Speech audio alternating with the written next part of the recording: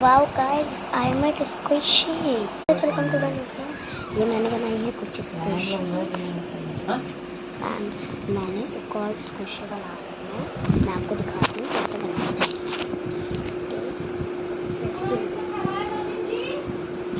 Guys first take one paper and इसको पूरा join करके ऐसे क्लोज कर देना है। कब बनाऊंगा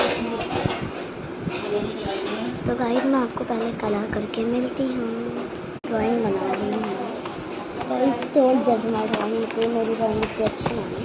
अब इसके ऊपर हम पूरे में दोनों साइड, एक साइड नहीं दोनों साइड टेप चिपकाएंगे। Okay let's see. तो मैं अब इसको बाद में बता देती हूँ।